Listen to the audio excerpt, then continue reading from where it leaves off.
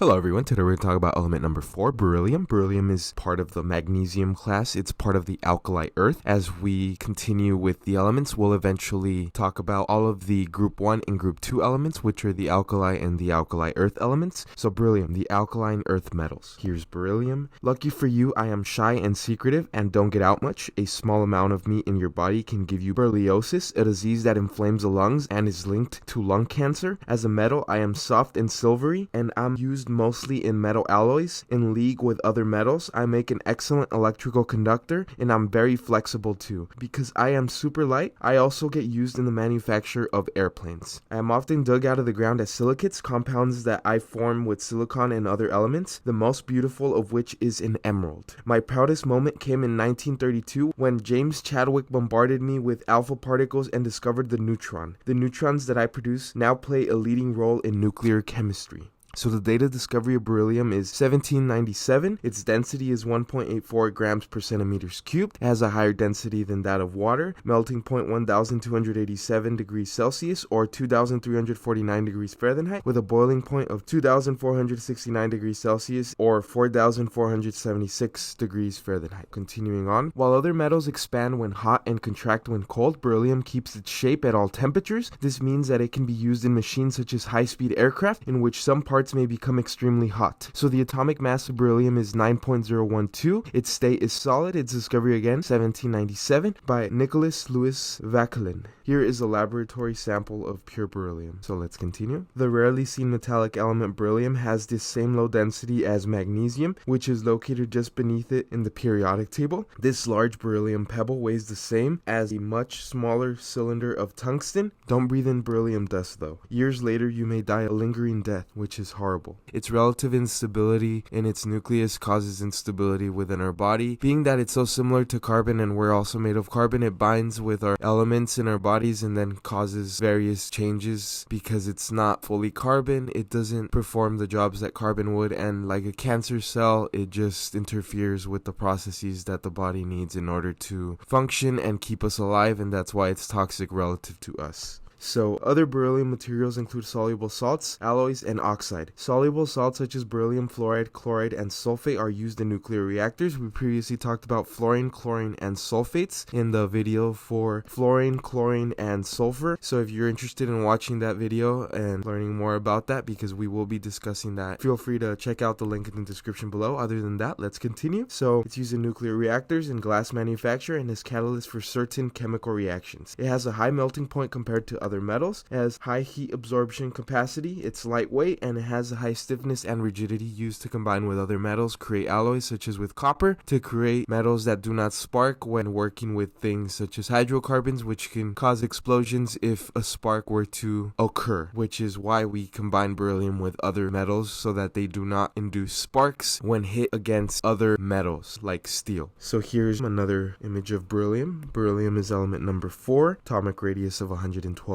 picometers. Beryllium is part of group 2. Group 2 elements have metallic properties. They are also called the alkaline earth metals. They are reactive, but not as reactive as group 1 elements. So the physical properties of group 2, pure samples of group 2 elements are shiny and solid at room temperature. The first one is beryllium, which is the one that we're talking about. We'll eventually talk about all of the other elements. They're all metals in this case. Pure beryllium is dark gray. Pure calcium is silver to pale yellow colored. Pure magnesium is silver colored. Pure strontium is usually gray, but turns yellow when exposed to air, so when it's oxidized by the oxygen in the air and other elements. Pure barium is silver colored with a yellow tint, so radium and decay. Radium is an alkali earth element that is radioactive, similar to other elements that we've been talking about, such as in the oxygen group and the halogen group, which includes fluorine. Eventually, if you add too much energy, too many neutrons or electrons or protons to an atom, they become relatively unstable relative to their environment, and that's why there's no image for them. So radium and decay. Radium, the last element in group 2 on the periodic table, has the largest atoms of its group. The nuclei may undergo radioactive decay, break up, and give out alpha particles, 2 protons and 2 neutrons. They may lose an electron, giving out a beta particle, which is an electron. They're unstable. Again, alpha decay is just a helium nucleus without its electrons, and beta decay is electrons without a nucleus. Usually, if an element undergoes alpha decay, it eventually undergoes beta decay, because an alpha nucleus is helium without its electrons, so the electrons follow afterwards or eventually. And the reason radium doesn't have any shiny images again is because it's radioactive, and unlike these elements here, which are relatively stable enough to be photographed, the radioactive elements are too radioactive for us to be able to contain them within a group and be able to analyze them in ways that we analyze beryllium through barium. Pure beryllium is dark gray. Here it is. So that was a general overview of beryllium. Let's continue with the element. Alright, so continuing with beryllium. Beryllium is used to make transparent X-ray foils because beryllium is a metal that's transparent to the X-rays that bombard it. Another fun fact is that beryllium is actually made by bombardments of rays such as gamma or X-rays in space. The contrast to beryllium that is transparent to the X-rays, unlike beryllium, gold or iridium foil does the opposite and bounces the X-rays off of it. That's something that we'll discuss in more detail when we talk about the elements gold or iridium. Beryllium is used in the creation of aircrafts, missiles, spacecrafts, communication satellites, and various other things such as gyroscopes, presented here. A gyroscope measures the Earth's spin. It does this by continuously spinning and maintaining a continual precession that changes over time as the Earth is spinning. As previously discussed, beryllium is used to combine with copper to create things such as this copper wrench, which when striked with other metals does not create sparks, which would normally pose as a hazard when dealing with hydrocarbons or other explosives such as nitrogen that can explode on contact or very easily if ignited via spark. The addition of beryllium to this wrench prevents that spark from taking place and increases the safety of everyone working with the tools. So mixing beryllium with these metals increases their electrical and thermal conductivity. Beryllium with various metals on the periodic table increases their strength and rigidity. Beryllium is used in alloys with copper and nickel to make gyroscopes, springs, electrical contacts, spot welding electrodes, and non-sparking tools. The oxide has a very high melting point, making it useful for nuclear work as well as having ceramic applications. Ceramic is made of metals and oxides. So usually metals have biological roles if they do interact in the human body. In this case,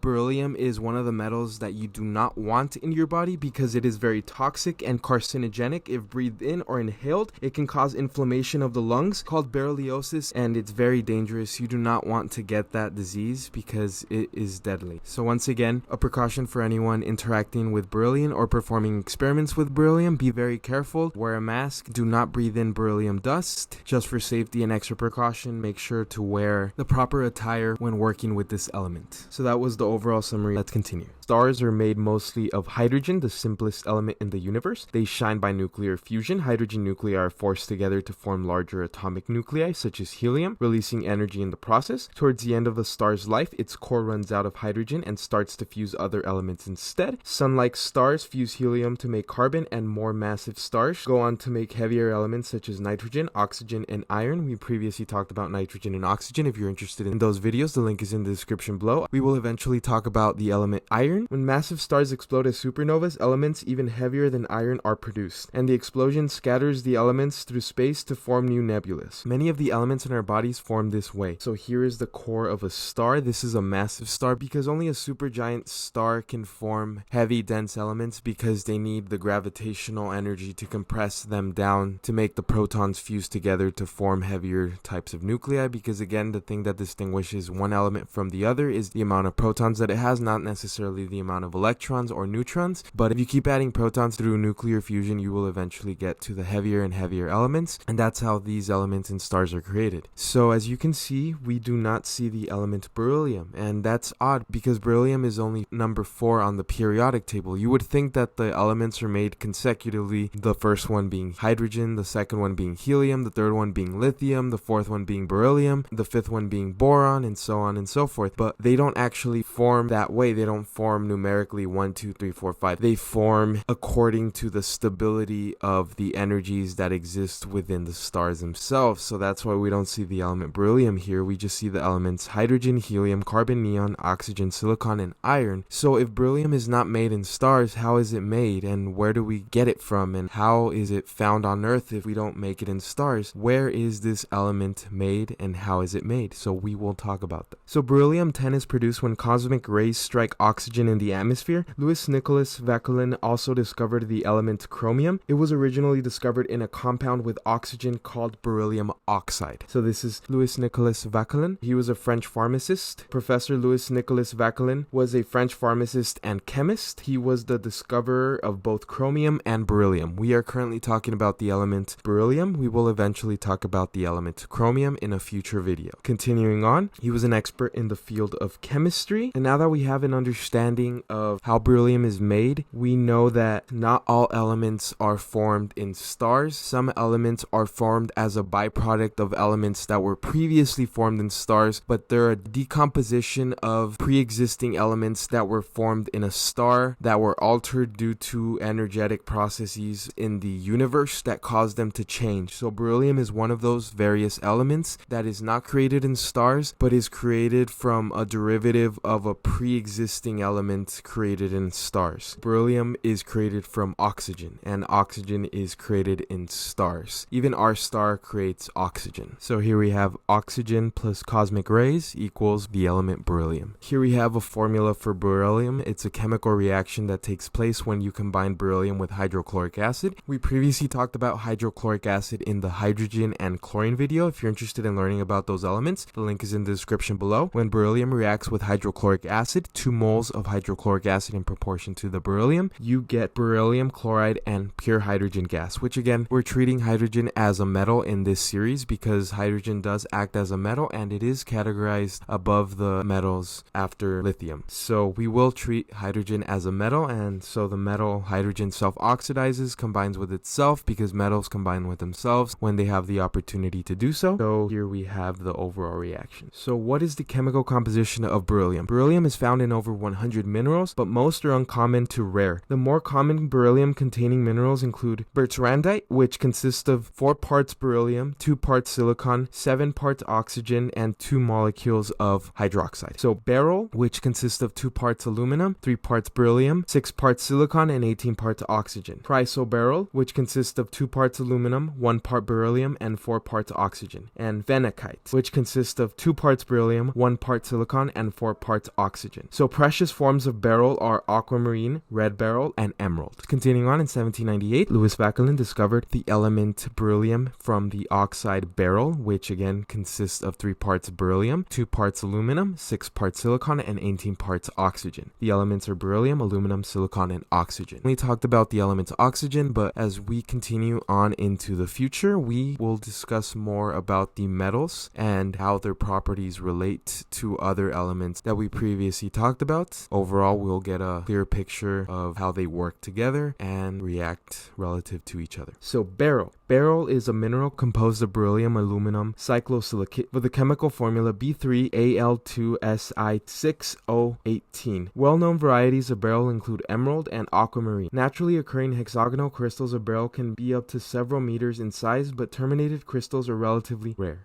So the colors of beryl include green, blue, yellow, red, white, pink, purple, orange, and brown. So in 1828, continuing on into the future, Frederick Waller isolated beryllium independently along with Antoine Bussy. So they did this by reducing its chloride with potassium. So here is beryllium chloride. This is the chloride of beryllium. How do they reduce it? Well, first of all, the formula for beryllium chloride is BeCl2. They reduced it by combining it with potassium metal. Here's the molecular formula, BeCl2. When you combine it with potassium, you get pure beryllium. It combines with itself, self-oxidizing, and then it produces potassium chloride. Since potassium is less energetic relative to chlorine, it combines with the chlorine and they neutralize their energies. Beryllium is left to self-oxidize and crystallize as a metallic compound that we see. Continuing on, so the balanced equation for this is BeCl2. The only difference is that we add a 2 for the potassium and a 2 for the potassium chloride. So beryllium has a concentration of 2 to 6 parts per million in the Earth's crust. It is most concentrated in the soil, 6 parts per million. Trace amounts of beryllium-9 are found in the Earth's atmosphere. The concentration of beryllium in seawater is 0.2 to 0.6 parts per trillion. So it's even less concentrated in seawater. Luckily, because it's carcinogenic and can cause various diseases. Here is the Earth's crust. So it occurs in the Earth's crust, 0.0002%.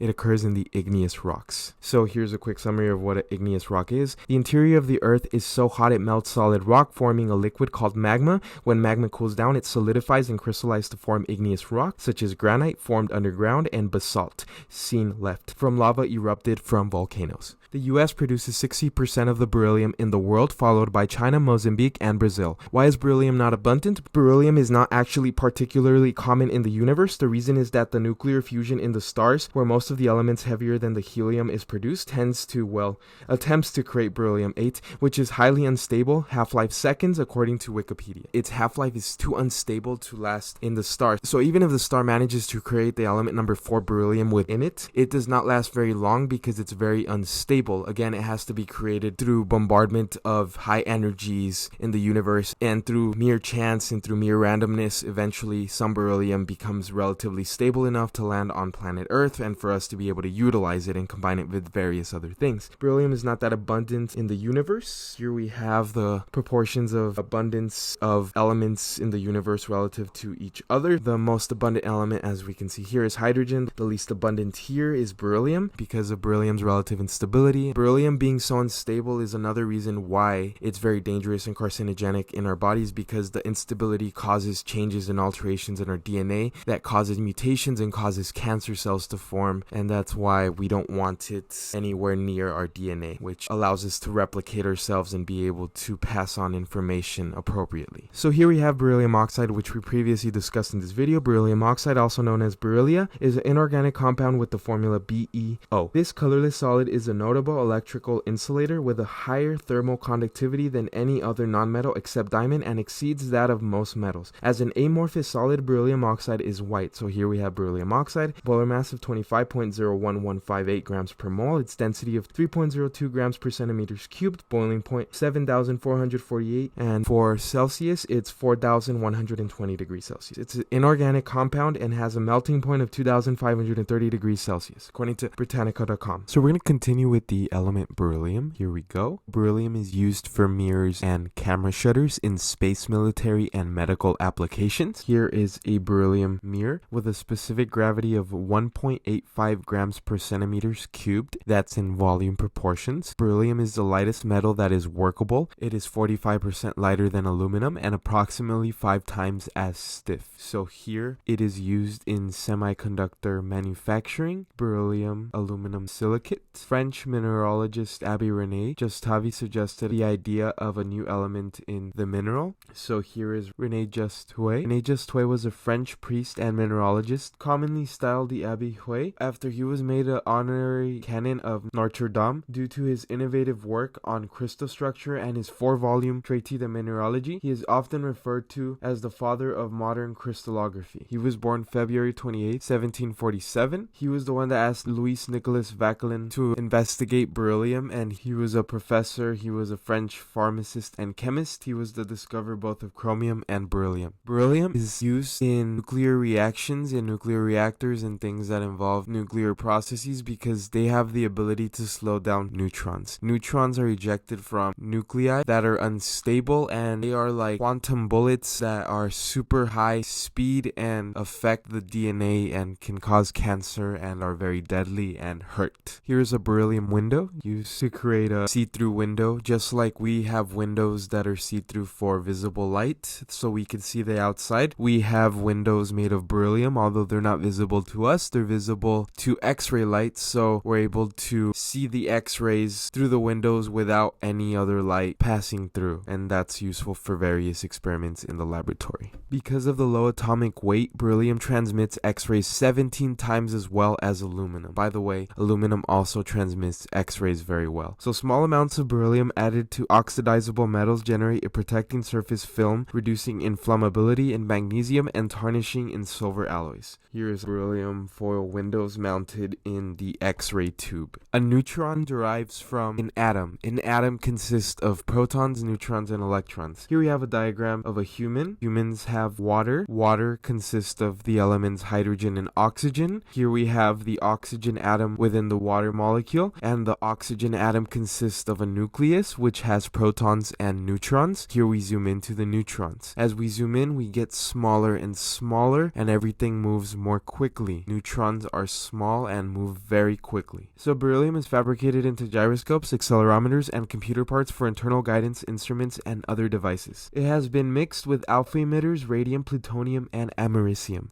Again, americium is in smoke detectors at home. It's radioactive, so when the detectors that detect the radiation that the americium emits changes, then it emits a beep that lets you know that there's smoke, because smoke would interfere with the radiation that the americium is emitting. So neutrons were discovered in 1932 by British physicist Sir James Chadwick. Here we have radium and we have alpha particles and beryllium. In certain reactions, beryllium reacts with radium in the terms that it causes it to eject its neutrons. Radium is radioactive, so it ejects alpha particles, which are just helium nuclei without their electrons. They're ejected and then they cause the beryllium to eject neutrons, and that is used for experiments in radioactivity, and it's used for explosions such as nuclear bombs and atomic bombs in various ways in different configurations. Here we have a beryllium golf club, and it's used because it's very sturdy, it's very strong. So if radium is encapsulated, none of the alpha particles reach beryllium, and alpha particles again are the helium without the electron. And since none of the alpha particles reach beryllium, only the gamma particles reach beryllium, and that causes the beryllium to decay lower than it previously would if it received the alpha particles. The alpha particles produce neutrons with a high range of energies up to 5 times 10 to the power of 6 electron volts, which is way higher than 600,000 electron volts, which are created by, again, the gamma decay, which are generated from the decay of radium nuclei.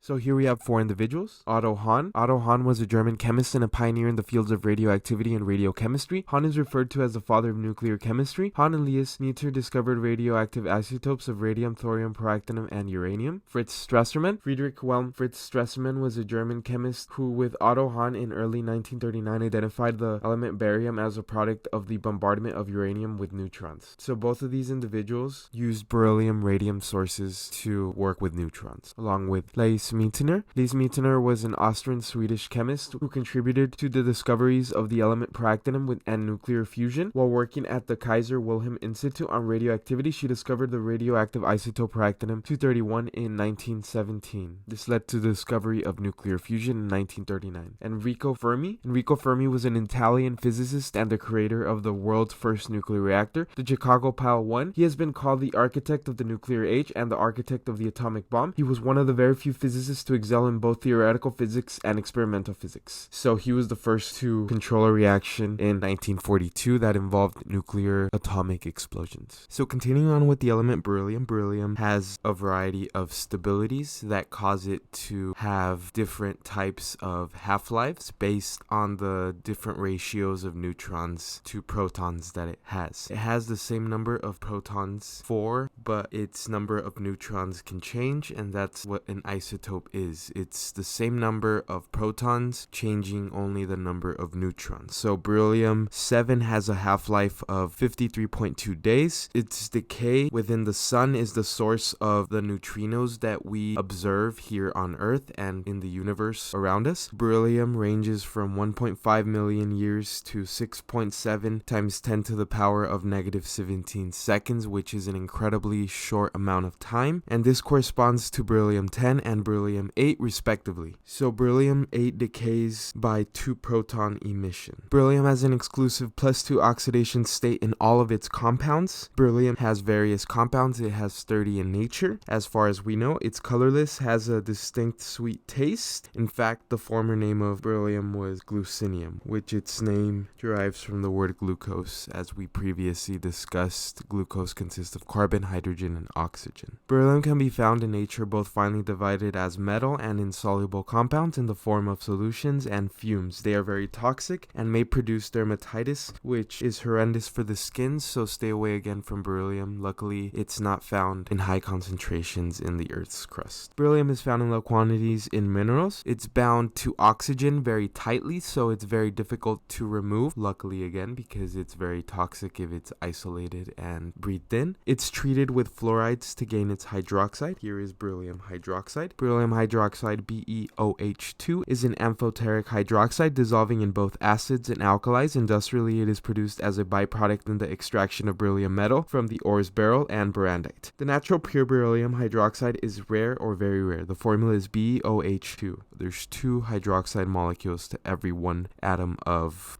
beryllium. Beryllium extraction is complicated by the fact that there's not much beryllium per each mineral in proportion to the other elements that are found within the mineral itself. We'll talk about that in just a second. For example, beryl is only 5% by mass beryllium. Brandite is even less than that, being less than 1%. Beryllium, again, quick review, it's element number 4. Another quick review as well. There are 30 recognized minerals of beryllium, including beryl, brandite, phenicite, and chrysoberyl. So beryl is aluminum, beryllium, silicon, and oxygen. We'll talk about silicon in the next video. We previously talked about oxygen. We'll talk about aluminum, and we're talking about beryllium in this video. Brandite consists of beryllium, silicon, and oxygen, and hydroxide. Phenicite consists of beryllium, silicon, and oxygen, and chrysoberyl consists of beryllium, aluminum, and oxygens. We previously talked about this. Quick review. Beryl is a mineral composed of beryllium, aluminum, cyclosilicate with the chemical formula Be3Al2Si6O18. Well-known varieties of beryl include emerald and aquamarine. Naturally occurring hexagonal crystals of beryl can be up to several meters in size, but terminated crystals are relatively rare. Brandite is a beryllium sorosilicate hydroxide mineral with composition Be4Si2O7OH2. Brandite is a colorless to pale yellow orthorhombic mineral with a hardness of 6 to 7. It is commonly found in beryllium-rich pegmatites and is in part an alteration of beryl. Phenicite. Phenicite or phenicite is a fairly rare nesosilicate mineral consisting of beryllium orthosilicate Be2SiO4